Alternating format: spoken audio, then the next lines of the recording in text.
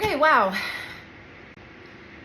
Day 11, August 11th. Today is the anniversary of the passing of a dear friend of mine.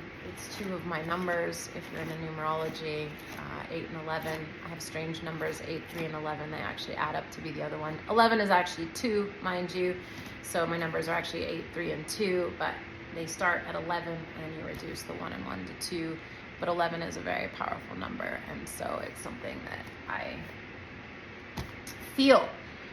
All right, what am I doing today? I just read a lesson from A Course in Miracles for another channel I do, and this material is becoming completely unlocked to me in a whole new way. I had no idea that I studied this for a couple of years, A Course in Miracles, and had no idea.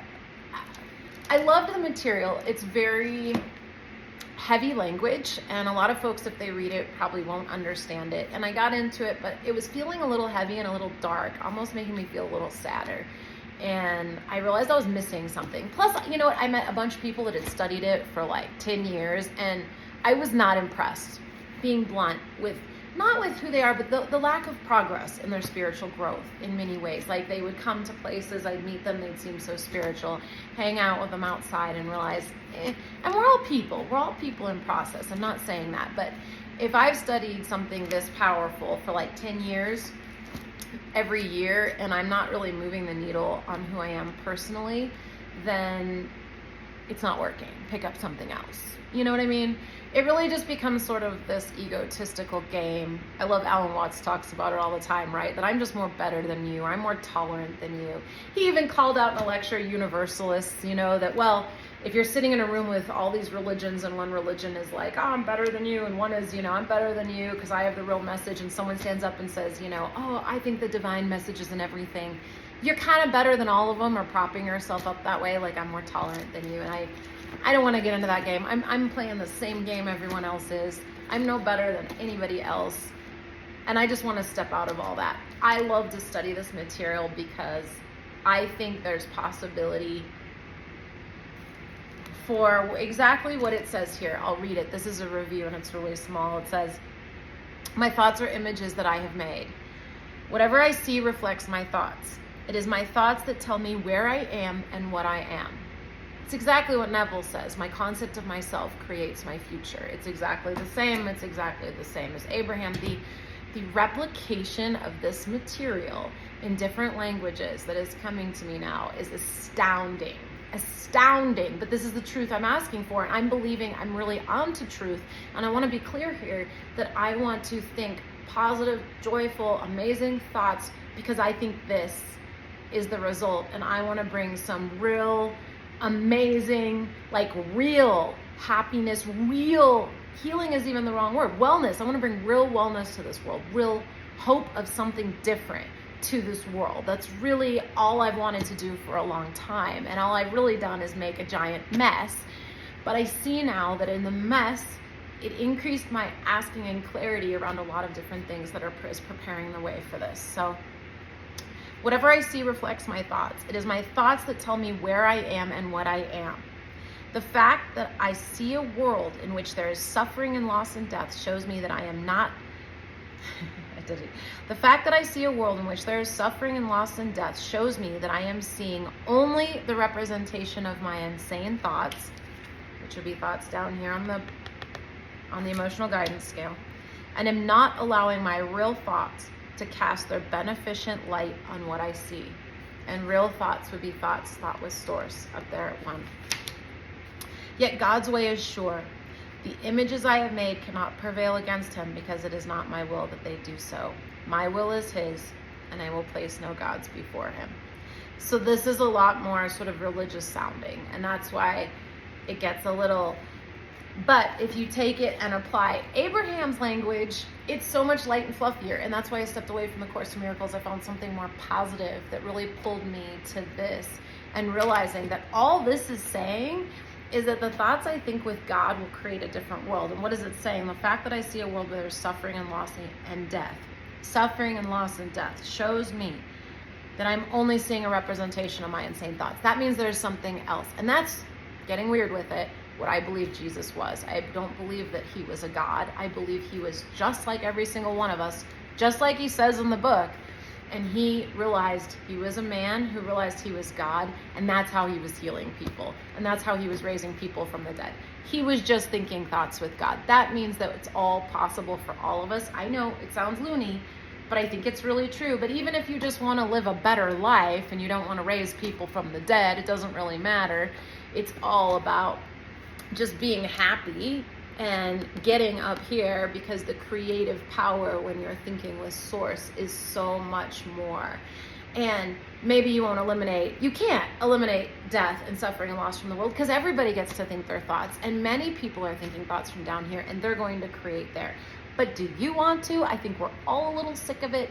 I want to create from up here, even if it just means having a great job and a great little life, with a wonderful feeling home and family. That's what I want. So however small or big it goes, Jesus obviously got real big with it, but I think that's all it was he was just thinking God's thoughts with source, so the things that pull you down here weren't able to be in his presence because his vibration was so intense and so beautiful. That's really what the Course in Miracles is getting at. Obviously, Abraham never talks about raising people from the dead. Occasionally, it'll come up divine healing, which is possible, and Esther has done, but they try to stay away from that stuff because it gets to be such a big conversation, and people who think Jesus is God and humans can't do it get real upset. They get real dicey around this conversation.